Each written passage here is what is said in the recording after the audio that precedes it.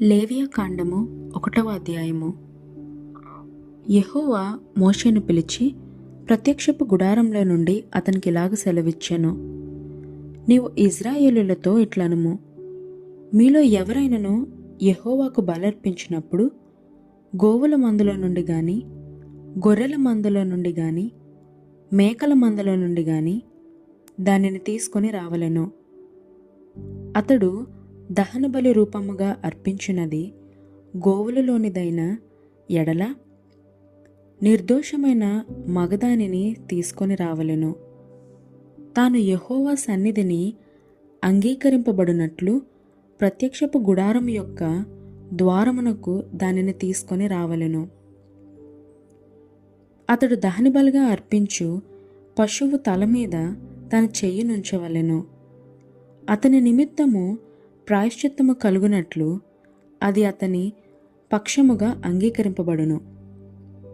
అతడు యెహోవా సన్నిధిని ఆ కోడె దూడను వధించిన తరువాత యాజకులైన అహరోను కుమారులు దాని రక్తమును తెచ్చి ప్రత్యక్షపు గుడారము ఎదుటనున్న బలిపీఠము చుట్టూ ఆ రక్తమును ప్రోక్షింపవలెను.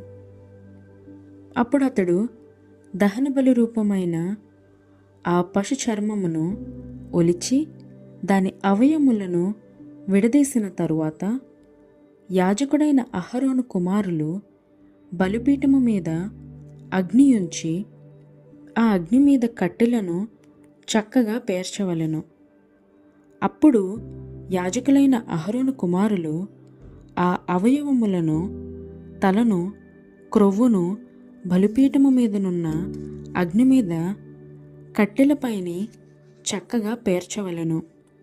దాని ఆంత్రములను, కాళ్లను నీళ్లతో కడుగవలెను. అది యెహోవాకు ఇంపైన సువాసన గల దహనబలి అగునట్లు యాజకుడు దానినంతయు బలిపీఠము మీద దహింపవలెను. దహనబలిగా అతడు అర్పించినది గొర్రెల యొక్క గాని, మేకల యొక్క గాని మందలోనిదైన ఎడల అతడు నిర్దోషమైన మగదని తీసుకొని వచ్చి బలిపీఠపు ఉత్తర దిక్కున యెహోవా సన్నిధిని దానిని వధింపవలెను. యాజకులగు అహరోను కుమారులు బలిపీఠము చుట్టూ దాని రక్తమును ప్రోక్షింపవలెను. దాని అవయవములను, దాని తలను, క్రొవ్వును విడదీసిన తరువాత యాజకుడు బలిపీఠము మీదనున్న అగ్ని మీది కట్టెలపైని చక్కగా పేర్చవలెను. దాని ఆంత్రములను, కాళ్లను నీళ్లతో కడుగవలెను. అప్పుడు యాజకుడు దానినంతయు తెచ్చి బలిపీఠము మీద దానిని దహింపవలెను.